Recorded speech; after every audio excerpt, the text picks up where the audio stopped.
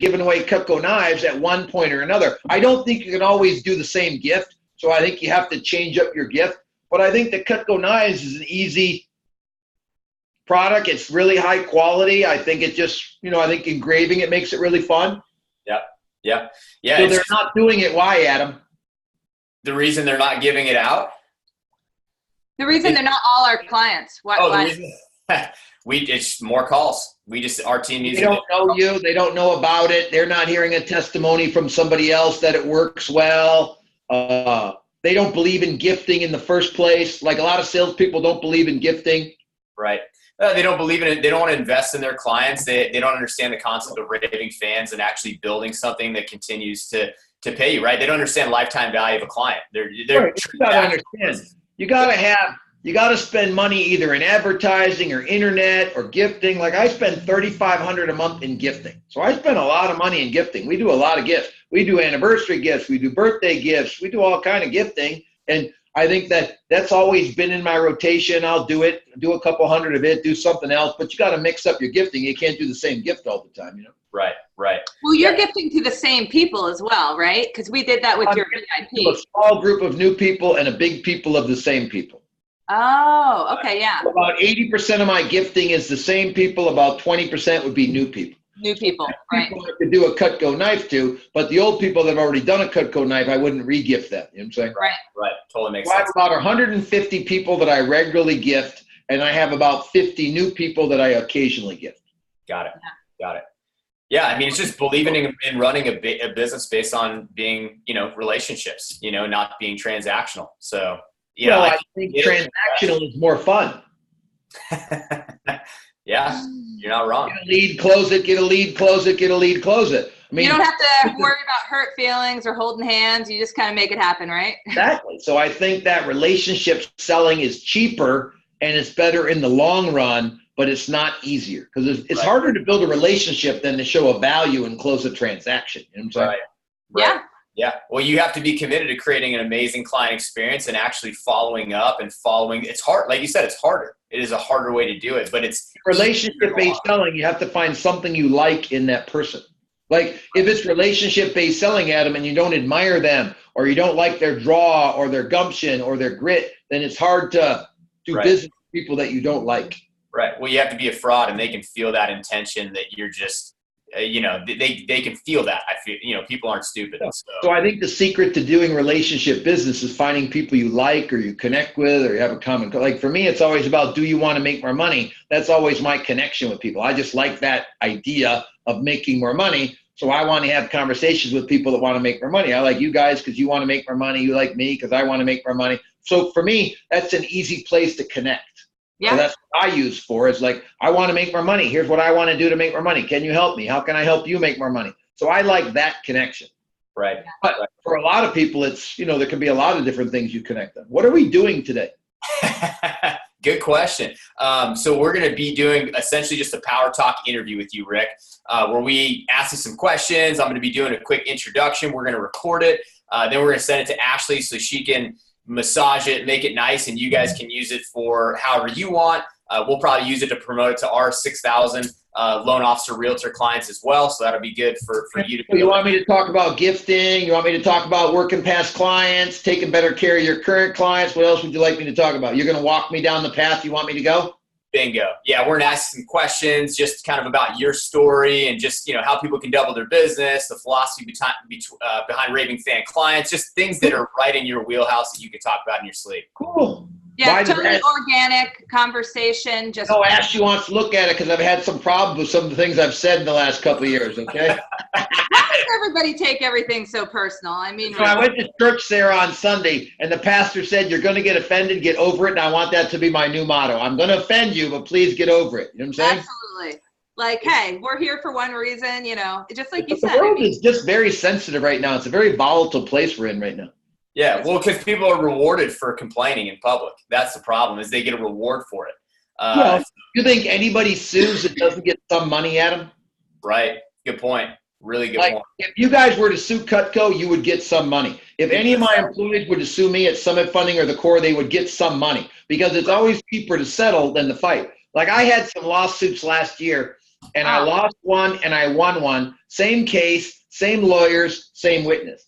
The one I lost for a bunch of money. The one I won, it cost me $250,000 to defend myself. And I won the lawsuit, and they don't have to pay me back. But listen, different judges, same witnesses, same lawyers defending and suing, and one I lost and one I won. Wow. That's ridiculous. That's crazy. And then I've had two since then in the same situation, and I settled them. So it's like must have said several times that it's a young person's game, and I've been sued several times for age discrimination. But don't you think it's a young person's game? No doubt. The average age of the mortgage business is 53 years old. It has to get younger. Do you agree? Right. Absolutely. So because of those kind of comments, it cost me a lot of money for age discrimination. So they're kind of monitoring me a little bit, because sometimes I tell the truth, but the truth doesn't need to be told. So that's why they want to look at it. Does that make sense? Hey, Rick, I think it's really cool that you can just be relaxed and be yourself as it should be. And then you've got, you got somebody looking out. So that's great. No, I think, Sarah, that it's kind of ridiculous that people will take the stupidest little thing and be able to win a lawsuit because of it. It's our beautiful country of a lot of options. Our president is 74, and the main competition is 77. It's not like old people are not doing some really good things, but there are not many 77-year-olds or 74-year-olds that you would believe in, would you? No. Right. Like, I'm not very confident that both the president and the main guy running for president are both pretty old. Yeah. Right. Yeah. I think they're a little old for the job, don't you? I don't know. Yeah, no doubt. Yeah. I mean, I think Trump's a great president, but he's 74 years old. If he wins again, he'll be 78 when he leaves office. That's Oldest old. president ever. Biden is 78 right now. So if Biden won 2 terms, he'd be 85 when he left office. That's not possible if that's good for our country. I think I think that should be on the next debate for sure. We should talk about that. I don't know. I would run for office, but my wife has forbid it, Sarah, so I'm not allowed to. Oh, smart lady. How's your family, by the way? You remember I'm down here in Tampa, so. You got a new baby, right? How old's your new baby now?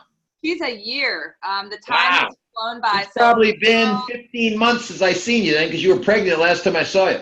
Yeah. And Adam got married as well. Wow, congratulations. When did you get married? 8 months, September 29th last year. Very nice. Where'd you get married at? San Diego, Mission Bay, right on the bay. Wow, is that where you live down in San Diego? Yes. Yep. Very nice. Sarah, where do you live? I'm in Tampa, so we really kind of have this operation running. The country, and you all do everything from phone and blue jeans? Is that how you do it? Pretty much, yeah. We were traveling when we did your event last. We were still doing a lot of traveling and events. We've toned it back, Rick, and we actually have successfully, rather than just working with the loan officer, Adam and I have successfully onboarded a handful of mortgage companies, which we hadn't done yet before we met with you. And that's when we flew out to talk to you about that option. That's not what this call is about, but just an update. Since then, at that time we hadn't done that yet. Since then, we now have enterprise accounts and corporate, relationships with Guild, Fairway. We're working on a couple. Closing gifts? Yep. And the corporation picks it up? Corp doesn't pick it up, no, but they support it. And we've kind of given them some. So it's still pretty much loan rep decision. Yeah, making you pre-tax not really a corporate model yet. You haven't really gotten into the corporate hands. So you got corporate approval, but not corporate financing. Right. Only with Wallach and Volk. That's the only company that does. They're a smaller mortgage company. If you got any tips on that, let us know. Well, I think that it's hard. I coach about 10 owners right now in the mortgage business, and they're always looking to cut costs, not add costs. So they have a hard time with the concept of gifting the clients. They don't really see it as a value. But yeah, I think the owners in the mortgage business think of themselves as a commodity. Like the salespeople have to be relational, but the companies are more commodity driven. How many loans does a guy close? How long is he going to be with us? It's not really personal with them, it seems like.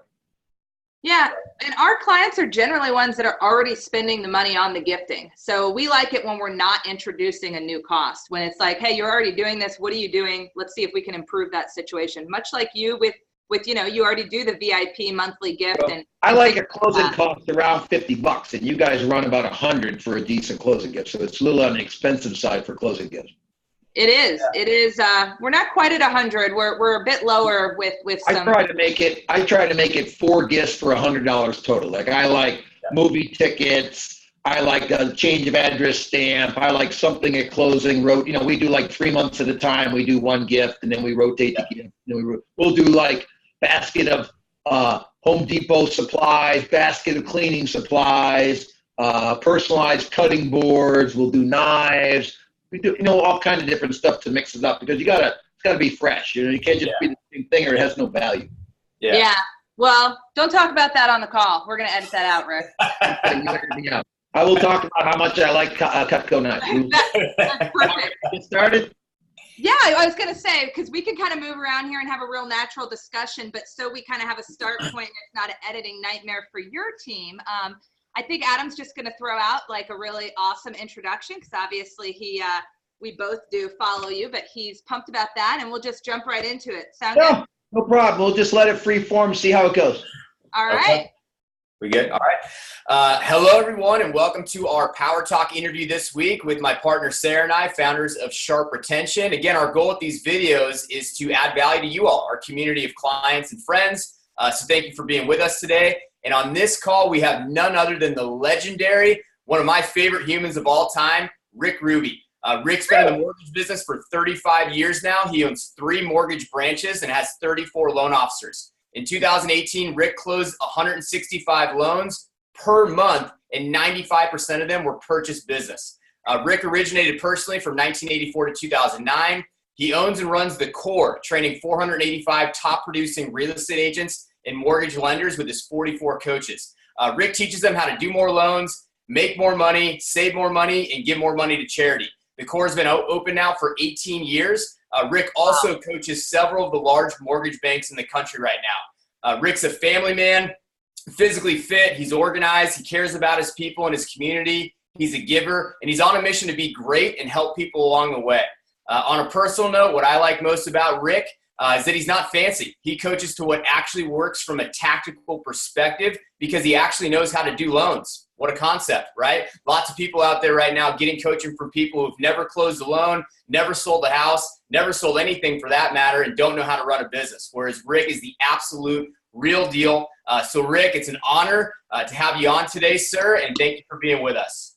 Well, Adam, I've known you and Sarah now for about probably 6 years. I think we met at an event. We were both working at one time is how we first met, and I think that you guys are exactly what I believe in sales. You pursued me. I called you. We followed up. We got to know each other. And you sold me lots of Cutco knives. I've given lots of Cutco knives away. I've had you at my events. I think that you guys are what all loan reps need to be and all realtors need to be, which is really good salespeople. So I always enjoy interacting with you guys. Thank you, sir.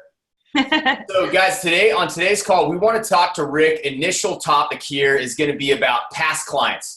We all know if you're not staying in contact with them, you're leaving money on the table, lots of it. So Rick, if you wouldn't mind just telling us a little bit about your philosophy here with client retention, repeat business, and really running a relational business, not transactional, but a relational business based on the philosophy of having raving fan clients. Well, when I was first coming up, I was a really big loan rep in the 80s. And in the 90s, I was like, gosh, doing $100 million a year. I made $1 million in 1995. I was a great loan rep. And I met this guy named Joe Stump, who had a company called Buy Referral Onlys, where I learned my seminar skills. And I went to Joe's event, and he did a seminar that said, never chase realtors again. So I sat in the front row, because from being in the mortgage business for 12 years, you get kind of tired of dealing with realtors. They can be a pain in the butt. So I went to this seminar, and he talked about the value of working your past clients, and I got to know Joe right away. He did a questionnaire like every seminar guy does to see how big you are, and I handed him mine because I was pretty proud of who I was. He goes, wow, you make $1 million. Can I have lunch with you? We had lunch, started hanging out, and he said, do you ever work your past clients? I said, no. He said, well, how many past clients do you have? I said, I have about 2,300 right now.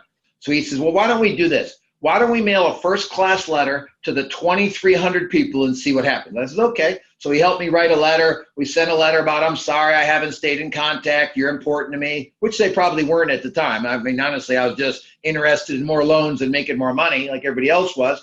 And I got back 300 of the 2,300 came back change of address. And he said to me, Adam, he says, how much do you make per client? I said, I make about $2,500. He said, well, you just lost hundreds of thousands of dollars because you're not staying in touch. So from that day on, I incorporated the plan of a mailer once a month, and 30 phone calls a week to my past clients. So that's one of the things that I teach at the core is we make them call 30 past clients every Thursday. Thursday is our past client day. We send a letter from the heart every month about something painful in our life, the value they can learn from it, and a call to action. A call to action would be like, it's a great time to refi, great time to buy a second home. If you want to move, call me. It's kind of that Chinese drip torture concept, Adam and Sarah, where you just drip on people and drip. Like, here's the thing. I'm crazy about the two of you. I'm big fans. And if I heard from you more often, what would happen?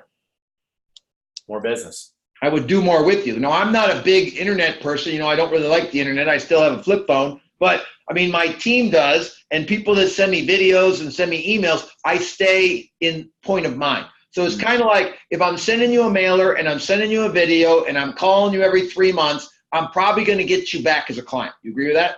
Right. Yep, absolutely. So Joe kind of taught me the concept of building a referral business. And I didn't really see the value in it until I started working less hours and making more money. So it seems like my income jumped about 30% and my hours dropped about 25% when I started working my past clients. So I started working my past clients. And for me, like where I've always used Cut Go Nice is I'm a big gifter. Like I spend about $3,500 a month on gifting for my personal self.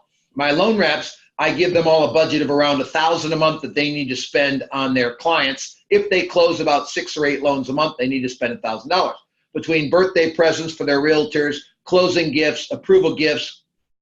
So I've always used Cut Go Knives as a great closing gift because it's just such a high quality product. And it's like, it's got my name engraved on it. So every time they're cutting something, they see, you know, Summit Funding or the core training. So I've always liked the product. But, you know, I just think gifting in general is a key to a relationship. And I think that you and me and everybody watching has to decide, are they an advertising based or are they relationship based?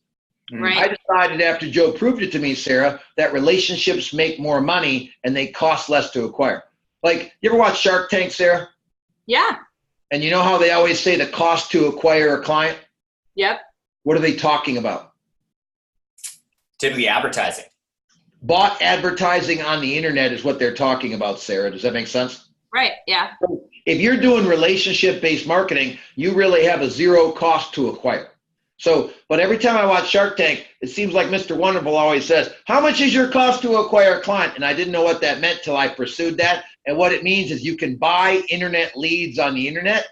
So that's how most people get their business. So because I don't do that, I didn't understand it. So I've investigated a lot. And I do a pretty good following on the internet. I have about 60,000 followers on whatever online system they follow me, and I send out a lot of videos because you have to have some exposure for people to know if they're attracted to you or not. So my concept is that I coach realtors and lenders on how to make money, how to save money, how to give money. I work past clients, I work VIPs, and for the loan reps, I work realtors. So for a loan rep, I work realtors, past clients, and VIPs. For a realtor, I teach past client and VIPs. And they all want to do like internet marketing. Have you ever noticed that lately, Adam? They all want all the lenders to pay for internet marketing.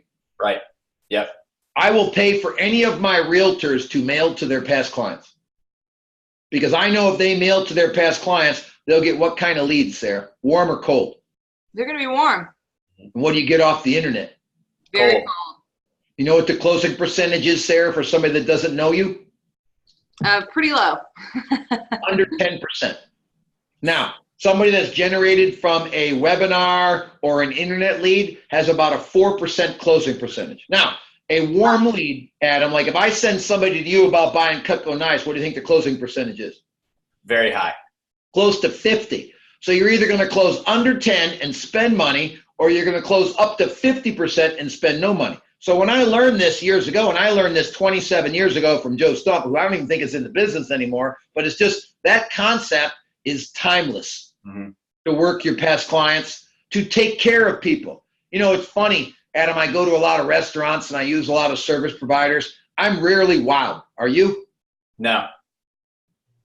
Lately, can you think of one company that wowed you when you bought something from them or got a restaurant meal? No, it happens very rarely. It shocks me. Doesn't it shock you, Sarah? It does.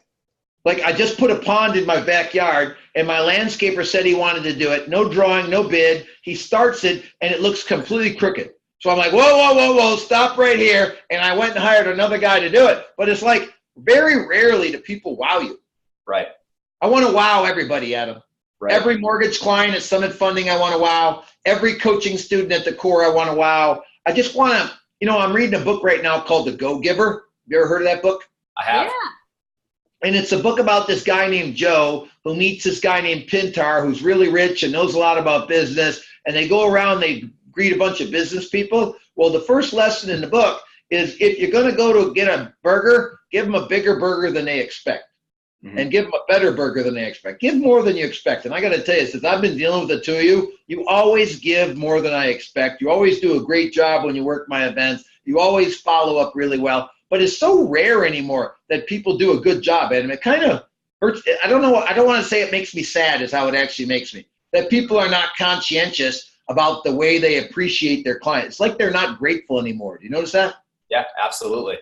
So I want to be a guy that stands up for relationships. I want to be a guy that does a really good job, that if you pay me $3,000 a month, I want to make you $10,000 a month. If you get a mortgage from me, I want to make sure you're thrilled with the experience. So whether it's my mortgage business or my coaching business, I want to make sure I give more than the clients pay for. And I honestly, and I rarely ever endorse anything. I really believe the doggone Cutco knife delivers more than you pay for. I think it's just a really high quality product. I use them at home.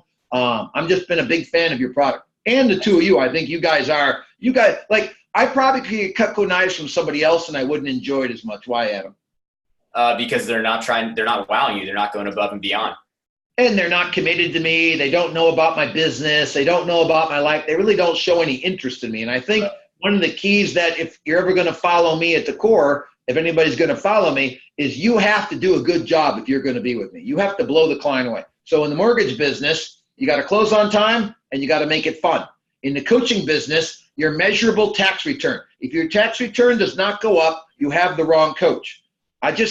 If you're in the real estate business, you got to be the best negotiator. And I think that most people don't have a simple message, Adam, is what they're teaching. Got it. And at what point, Rick, for you, like what was your turning point in terms of realizing, because one of the things I love about you and love about your pursuit of greatness, right? You're never like, hey, I'm great, I've arrived no matter how well you're doing. What was your turning point where you realized, hey, I'm broken, my marriage is broken, my finances are broken, my business is broken, everything's broken, and I need to surrender to someone better than me, a process to get me on that path of greatness? At what point were you humble enough to admit that, and what made you get on that path of surrendering? Well, I got kicked out of high school in 12th grade. What do you think my dad said to me, Adam? Go to work. No, he said, you'll never be nothing. You don't have an education, you'll never be nothing. So it's like, I've always been kind of the person that reverse psychology works really well for me. So if somebody tells me I can't do it, or I stick a big old chip on my shoulder and I go prove to them I can do it. Like I use that a lot in my coaching. I tell a lot of people they're not going to make $1 million, and then they come back and prove me wrong. And I say, okay, just say thank you now because I gave you a gift. So I think that for me, I started out early with a lot of naysayers, but I've had 15 mentors. And the thing about me, Adam, is I've pursued all these people to mentor me.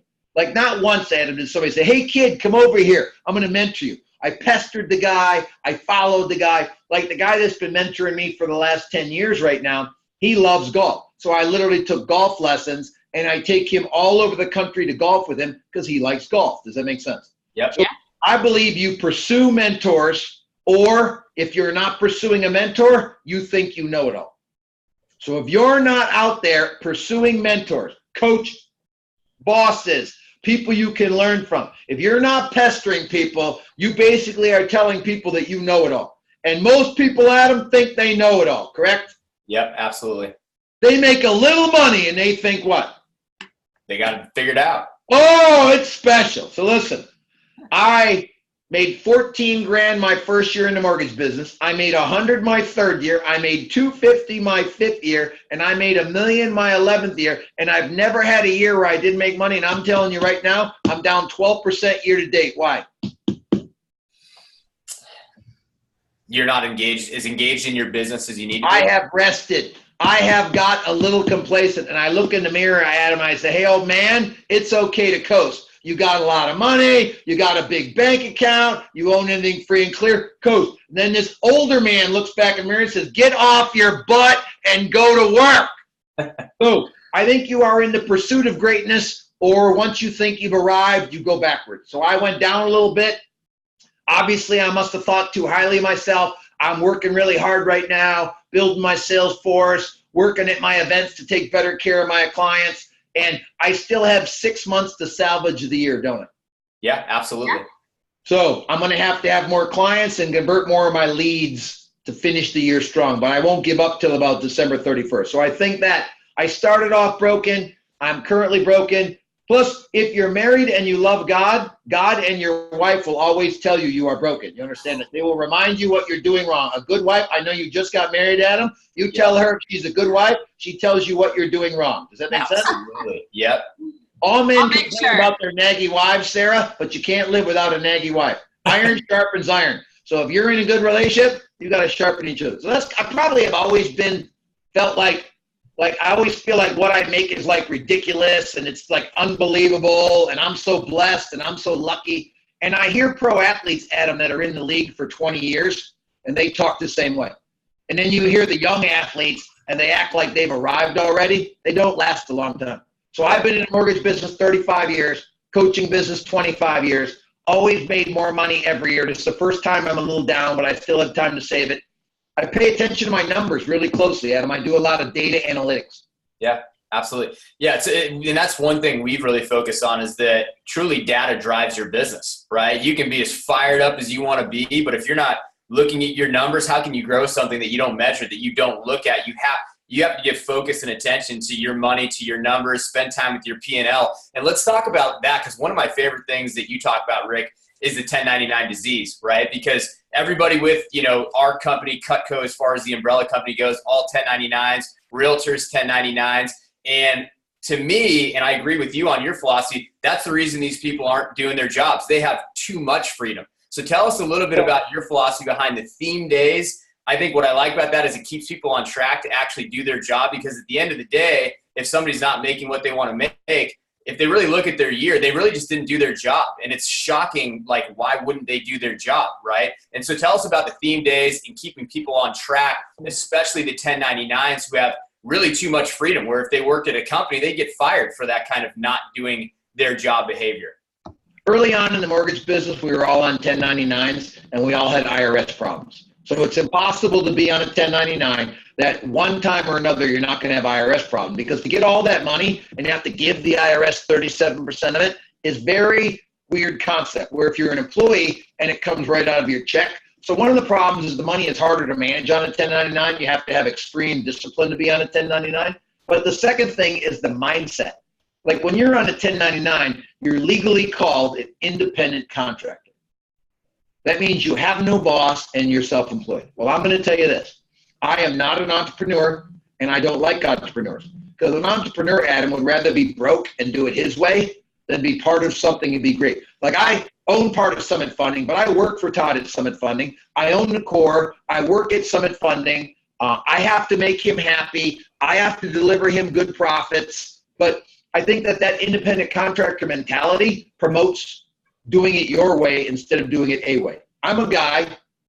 I believe, Adam, when you were a kid playing football and we were in the huddle, I said, go get open, correct? Yep.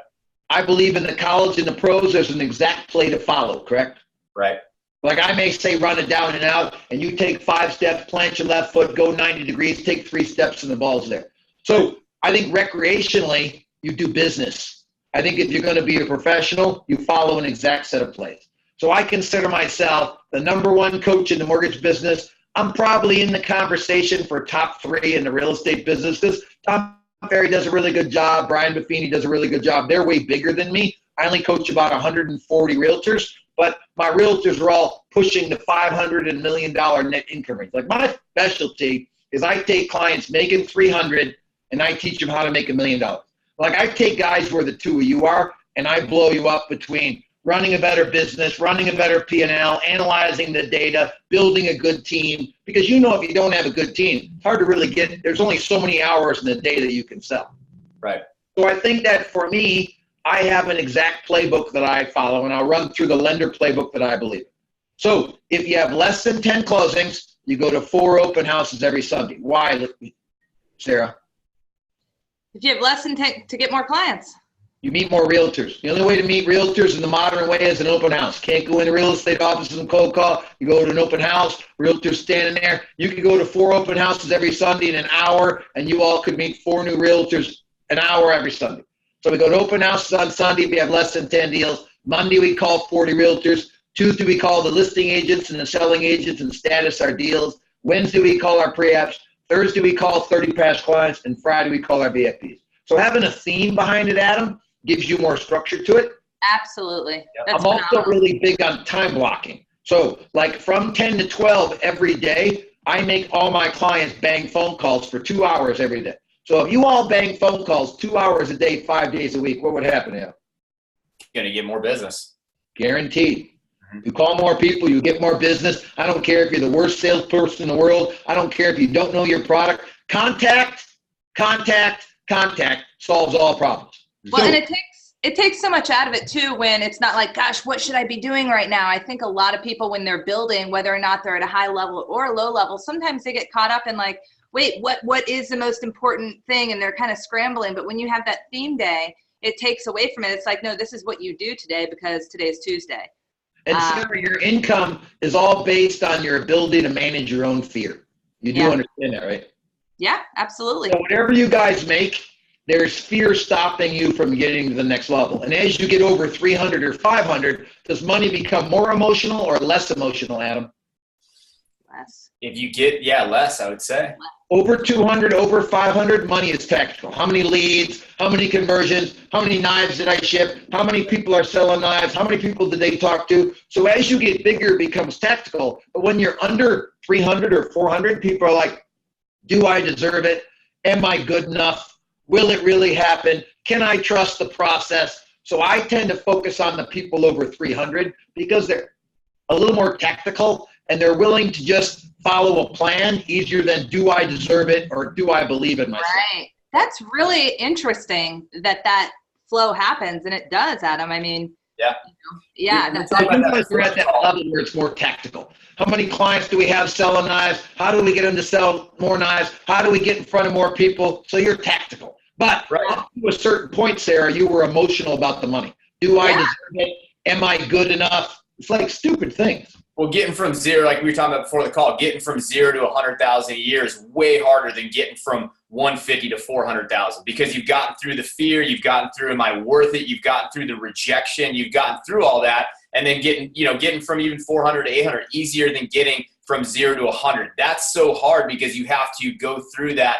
worthiness, that fear of rejection, because everything you were just saying, going to the open houses, doing the calls, everything, the reason people don't do that stuff is not because of any other reason, and then that they're afraid of being rejected. That's why sales has big upside because people don't like, I always tell our salespeople, hey, they need to stop calling this field selling and call it rejection. Your goal is to get on the phone and get rejected because I'm a surfer. 90% of the time when you're surfing, you're paddling. You're not actually riding a wave. So just like let's be honest, 100% of the time when you're surfing, you're going to fall down 100% of the time. You never ride it. Exactly. And so you're always doing that. And so people get into sales because they're expecting to make a sale, whereas really your job is to get on the phone enthusiastically and get rejected. And I think that's one thing I like about you, Rick. And I think the other reason why people don't do it is fear of rejection, but people don't show up with enthusiasm. They're not able to like, okay, put this thing I'm dealing with in a box here, because you want to show up for these sales calls and these open houses with a lot of energy and a lot of enthusiasm. Otherwise, you're not going to get that realtor's attention to get business from them. You're never going to be able to wow a client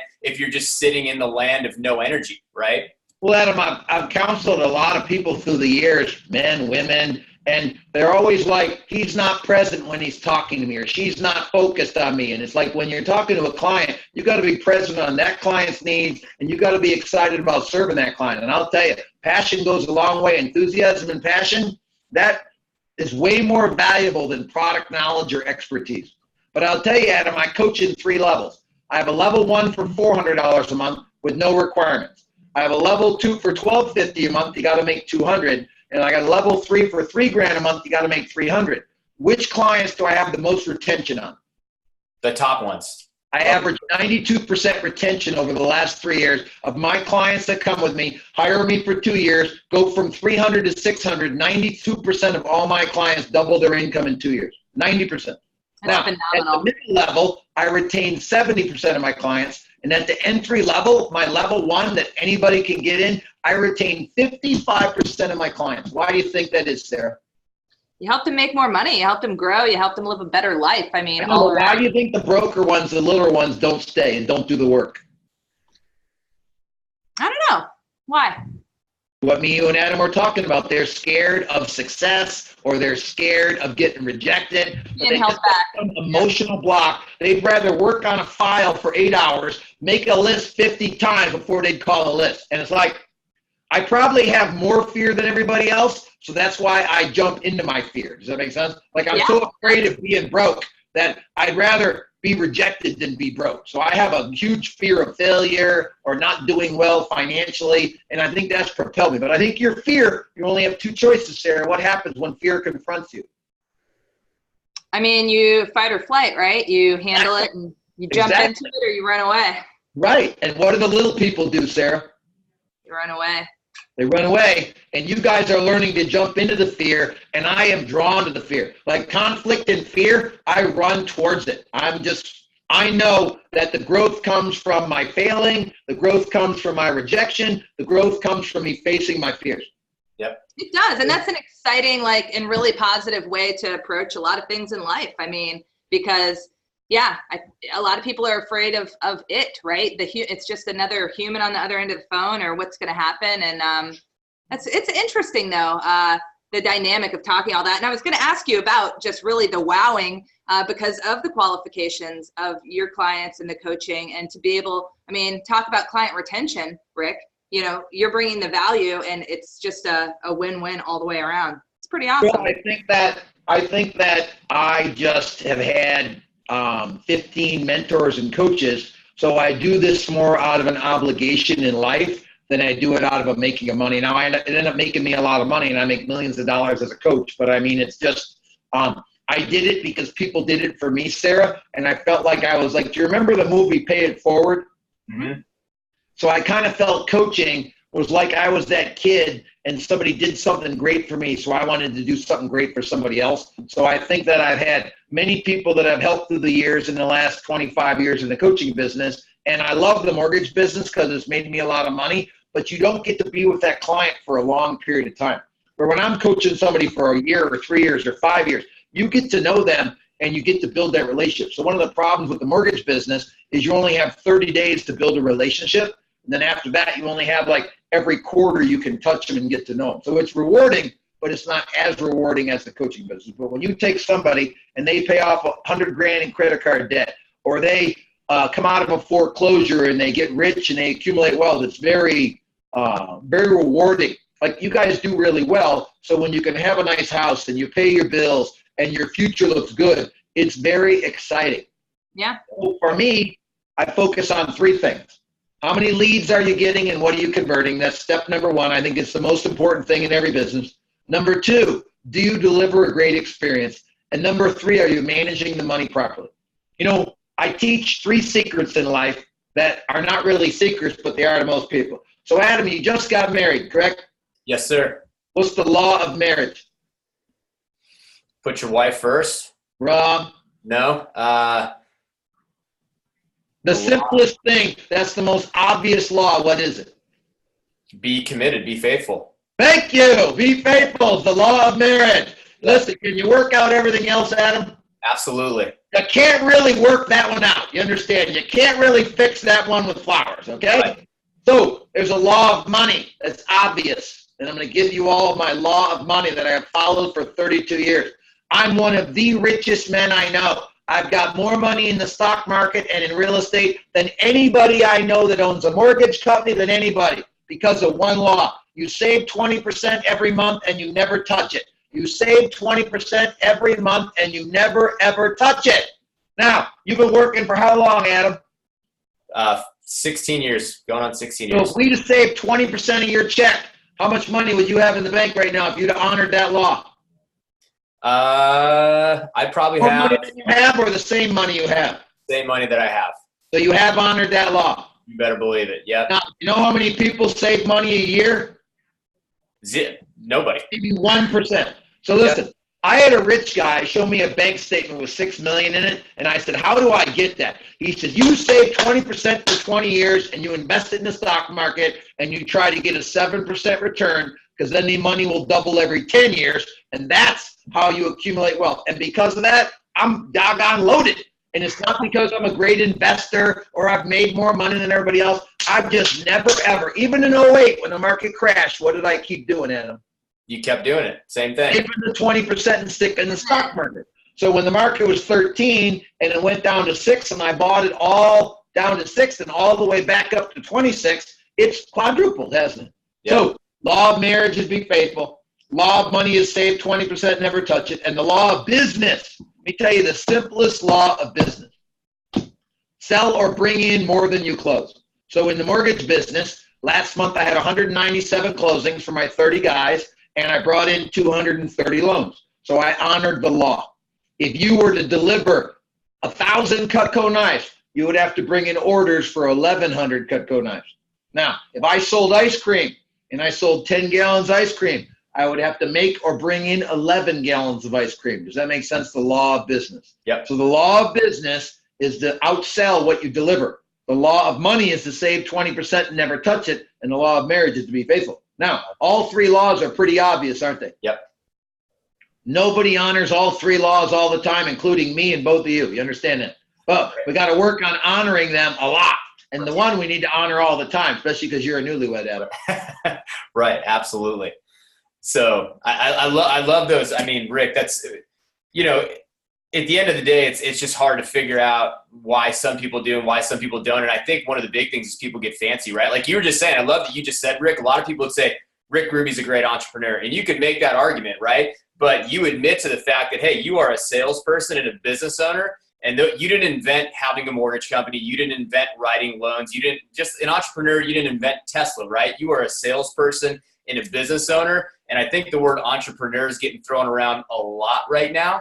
And I think it's a dangerous word, right? Because people think they can do whatever they want. They're going to invent this or that. Once people get to the fact that you're a commission-only salesperson and a business owner, and that entrepreneur is a different window, you're willing to throw $500,000 at some idea that's never existed before on the planet, that's an entrepreneur. And when you get simple and admit that, hey, I'm a salesperson and a business owner, I think then your identity knows, okay, I got to do certain things to keep this going. So for people that are doing, let's say 2 to 3 loans a month, how does that person, you know, own the fact that, hey, I'm a salesperson? How would they go about getting to 5 to 6? How would somebody go about? First of all, they would have to realize they're a lousy salesperson. To sell 2 sales a month, you're bad at it. Right. So most people don't want to look in the mirror and say, oh, I'm fat. Oh, I'm not being a good husband. Oh, I'm not being a good dad. Oh, I'm not a good earner. Oh, I'm not saving my 20%. They just don't look in the mirror and they don't see the truth. Right. So if you're under 10 deals a month, you're a lousy salesperson in the mortgage business. If you're under 5 deals a month, you're a lousy realtor. Those are my rules. I'm pretty famous at this. Those are the bars. So for me, Tactical has an exact number on it. So if you're at 9 closings a month and you hear Rick Ruby say, well, 9 closings a month, I ain't very good at it, and you say, he's right, I need to do 11, then that would spark you to do a couple more deals. So I think you got to look in the mirror and you got to take the robe off and you got to say, wow, I'm getting a little fat. I need to go on a diet. I need to exercise a little more. But we no longer want to look in the mirror. So that's the first thing. You got to see where you're at and you got to make some changes. But I think that it's very hard to believe in yourself. It's very easy to believe what somebody else says in you. So I'm a big fan of telling people what they're going to make. So I meet people, like if you were both loan reps, I would tell you you're both going to settle in between 500 and $1 million. That's where you would both settle in. You have big sales skills. You both have really big personalities. That's where you would settle in if you were in the mortgage business. I tell people all the time, it's 3 years to make 100. It's 5 years to make 250. It's 10 years to make 500. It's 15 years to make $1 million. So I just hired a loan rep, Adam, that's 12 years in the business making 125 grand. And in the interview, I told him he was doing everything wrong and his career was crap. Do you think he enjoyed that interview? Nope. Now he came to work for me. Why? Because he wants to surrender to somebody that can get him to where he agrees his career is crap to be in the business 12 years and make 100 grand. Where most other people are catering to him and they're flattering him. Like, one thing about me, I'm very blunt and I'm very direct. So I tell people what they're going to do. And now I'll tell them what they can't do, and I hope they prove me wrong, don't I, Adam? Yep. But there's about 300 loan reps that make $1 million in the United States that W-2 at $1 million, and 190 of them pay me $3,000 a month. And none of them made more than $250 when they hired me. Now, I just broke 9 realtors at W-2 that net income over $1 million last year. So I think that when I was the first guy that made $1 million, it gave other people permission that they could make $1 million or see it was available. And now that I have all these coaches making $1 million that are loan reps and producing branch managers, it gives other people permission to make money. So I kind of think that you need a good example of how to do business, and then you need somebody that holds you accountable. So for me, it boils down to 4 things. Do I have a plan? Do I have accountability? Do I have competition? And do I have belief? Those 4 things matter. Because if I give you the plan, hold you accountable, and give you competition, and you don't believe you could win the game, Adam, you're not going to do it, are you? Nope. So you got to have that belief. And a lot of times with the belief, you got to fake it until you make it. You literally got to look in the mirror and say, I'm going to make 100. I'm going to make 100. You got to say that 100 times in the mirror every day. Then eventually you'll make $100,000. You got to like force yourself to believing something, you know? It's like the fat guy that gets skinny. You know, he's got to see himself as a 200-pound guy, not as a 400-pound guy. Right. Yeah. Right. But I think it's a lot of fun, this journey. I've loved the mortgage business. I've loved the coaching business. I love meeting sharp young salespeople like you guys that want to do something special. Super fun for me. Thank you. Well, Rick, that's awesome. What one question I have kind of in that closing area is talking about pursuing mentors, you know, and with your specialty being a mentor for all these great people, you know, for our audience who's listening, and what advice would you have in seeking a mentor? Just even in generally, I mean, what advice have you followed in, you know, finding that great relationship? Does it change based on kind of, you know, different levels that you're at for yourself, or, you know, just what advice do you have? I'm a pretty famous mortgage coach, right? Pretty big name. I rarely get pursued. Why is that? I don't know, Adam. I've had guys show up on my doorstep at 5 o'clock and want to talk to me. Now they're making $2 million. I had a guy that I loved that was an internet loan rep that banged on my door. I said I wouldn't coach him, showed up at the office to hang out. Now he's making $1 million as a regular loan rep. So I think that here's the rules of mentors. Number 1, they have to make more money than you. You have to know that they make a lot of money. I don't want some guy that said he used to be in the mortgage business, Adam, telling me what to do. You know why he used to be in the mortgage business, Adam? He's not good at it. He wasn't good at it. Somebody used to be in Cutco knives, Sarah. They weren't good at it, or they'd still be in Cutco knives. I'm in the mortgage business today, making millions of dollars running my 3 little branches, making millions of dollars owning 20% of Summit Funding. I'm in the coaching business, making millions of dollars in the coaching business. We don't coach from years ago knowing, we coach from today knowing. So when you're pursuing a mentor, you got to look behind the curtain. Now, one of the things where you get in trouble, Sarah, don't pick the whole person, pick the one specific thing. Got it? Oh, interesting. Like, don't look at a mentor and say, well, he's my business coach, but he's going to guide my marriage and my kids and my relationship with God. I keep everything separate. I have a personal trainer that works on my body. I have a pastor that works on my relationship with God. I have a guy that's a 50-year husband, Adam. Why do I hang out with him? Because you want to have a better marriage. Today, for 2 hours, I will be with my marriage guy for 2 hours talking about why I'm not being a better husband. I am broken and I am seeking direction. Yep. I have a business coach. I have a financial planner. I do not pick, like, the worst term in America, Adam, is a life coach.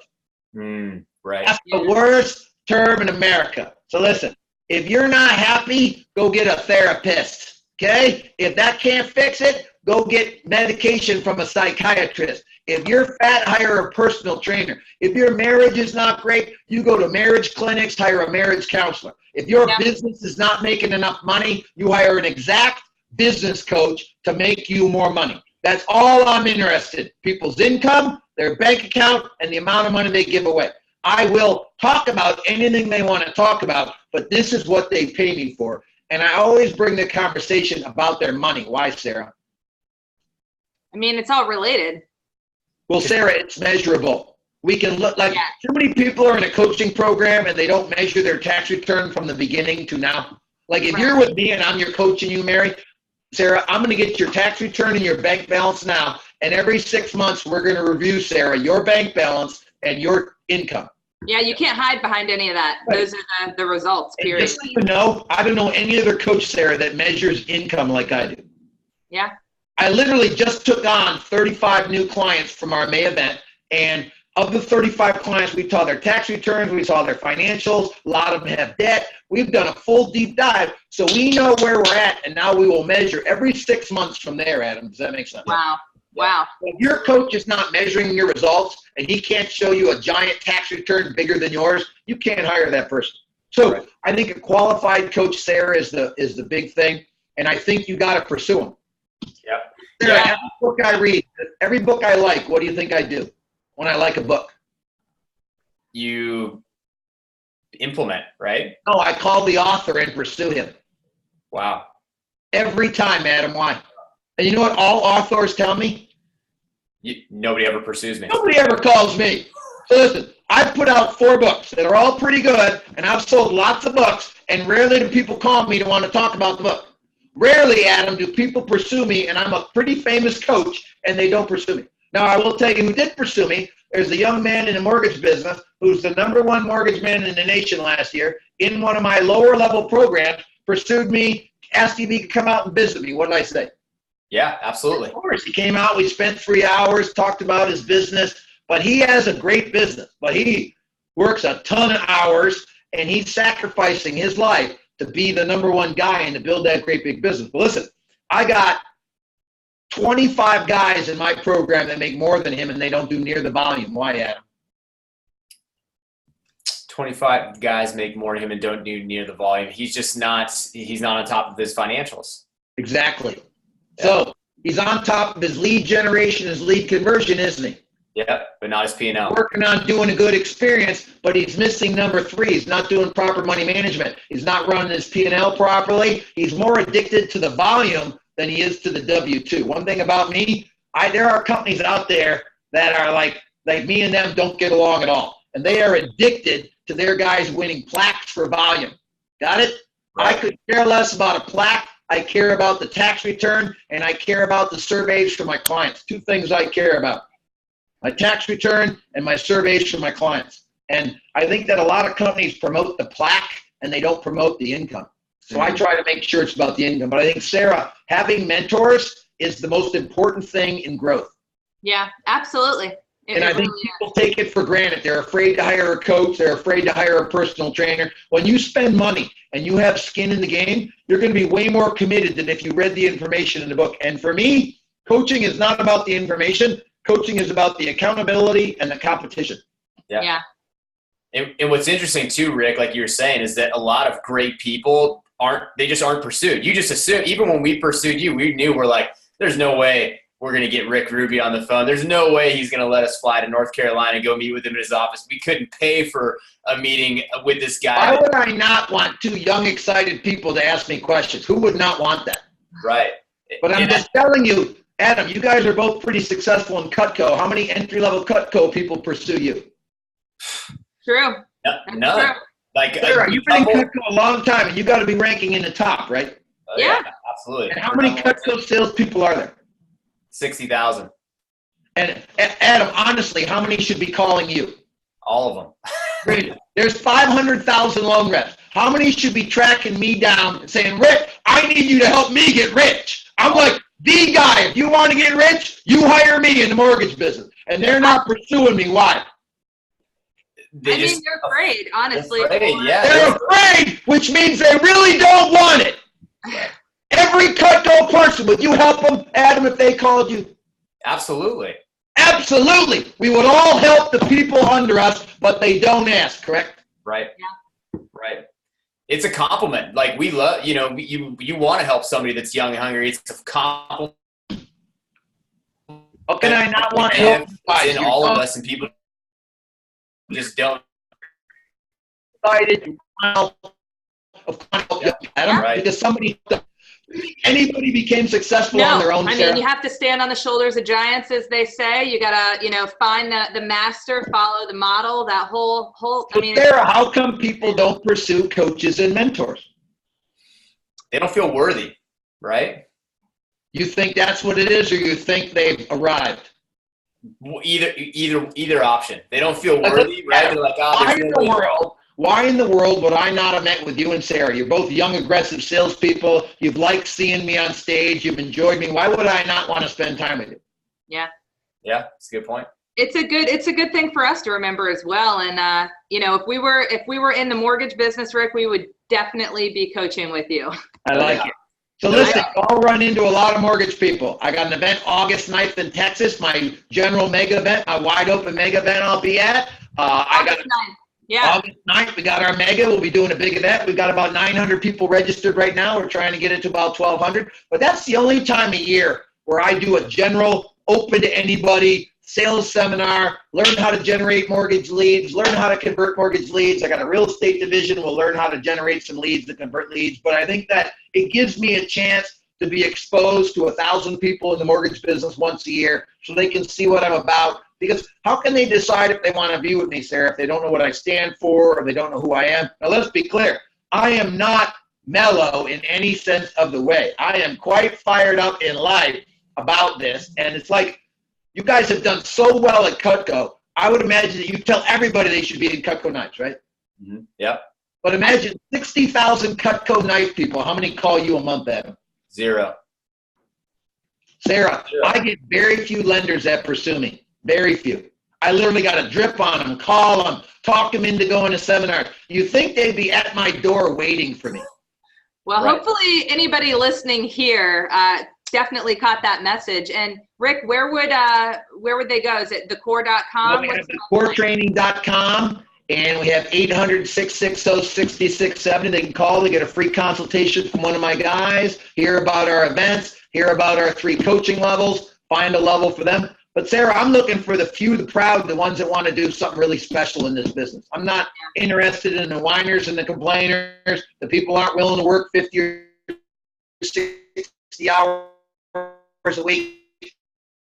I ain't got no magic pill. I got to really hard work both very much, and I'll do anything I can to support either one of you. And I really like thanks, Cutco Rick. Knives. And in closing, I mean, that is how we got connected with learning about you and all that you do. Is a lot of our top clients who are just killing it. We said, how'd you get here? And so many of them, a common thread. We just interviewed Sam Hansen the other week, and we've great monster in San Diego. One of mine. Yes, yeah. And a lot of them really credit the success that they've had to your program. So we're huge advocates, and we'll spread the word always, Rick, the good word. And we appreciate your time so much. See you guys later. Have a great day. Thanks, Rick. Bye.